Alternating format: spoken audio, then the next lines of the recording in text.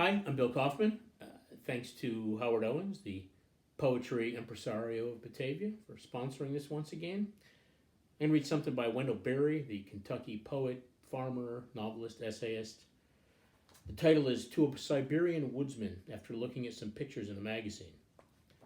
Berry wrote this in 1968, but given the current state of Russian-American relations, it is timely.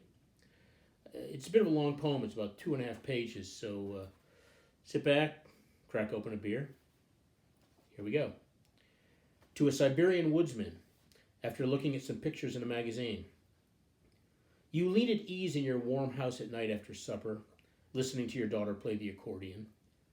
You smile with the pleasure of a man confident in his hands, resting after a day of long labor in the forest, the cry of the saw in your head and the vision of coming home to rest. Your daughter's face is clear in the joy of hearing her own music.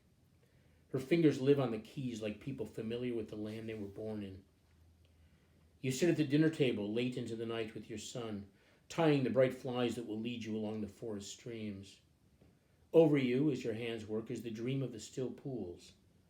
Over you is the dream of your silence while the east brightens, birds waking close by you in the trees. I have thought of you stepping out of your doorway at dawn, your son in your tracks. You go in under the overarching green branches of the forest whose ways, strange to me, are well known to you as the sound of your own voice, or the silence that lies around you now that you have ceased to speak. And soon the voice of the stream rises ahead of you and you take the path beside it. I have thought of the sun breaking pale through the mists over you as you come to the pool where you will fish, and of the mist drifting over the water, and of the cast fly resting light on the face of the pool. And I am here in Kentucky, in the place I have made myself in the world. I sit on my porch above the river that flows muddy and slow along the feet of the trees. I hear the voices of the wren and the yellow-throated warbler whose songs pass near the windows and over the roof. In my house, my daughter learns the womanhood of her mother. My son is at play, pretending to be the man he believes I am. I am the outbreathing of this ground. My words are its words as the wren's song is its song.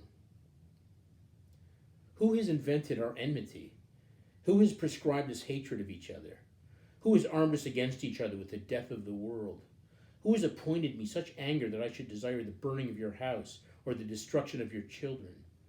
Who has appointed such anger to you? Who has set loose the thought that we should oppose each other with the ruin of forests and rivers and the silence of birds? Who has said to us that the voices of my land shall be strange to you, and the voices of your land strange to me? Who has imagined that I would destroy myself in order to destroy you, or that I could improve myself by destroying you? Who has imagined that your death could be negligible to me now that I have seen these pictures of your face? Who has imagined that I would not speak familiarly with you, or laugh with you, or visit in your house and go to work with you in the forest? And now one of the ideas of my place will be that you would gladly talk and visit and work with me. I sit in the shade of the trees of the land I was born in. As they are native, I am native, and I hold to this place as carefully as they hold to it. I do not see the national flag flying from the staff of the sycamore, or any decree of the government written on the leaves of the walnut, nor has the elm bowed before monuments or sworn the oath of allegiance. They have not declared to whom they stand in welcome. In the thought of you, I imagine myself free of the weapons and the official hates that I have borne on my back like a hump. And in the thought of myself, I imagine you free of weapons and official hates. So that if we should meet, we would not go by each other, looking at the ground like slaves, sullen under their burden, but would stand clear in the gaze of each other. There is no government so worthy as your son, who fishes with you in silence beside the forest pool. There is no national glory so comely as your daughter, whose hands have learned a music and go their own way on the keys. There is no national glory so comely as my daughter, who dances and sings and is the brightness of my house. There is no government so worthy as my son, who laughs as he comes up the path from the river in the evening for joy. Wendell Berry.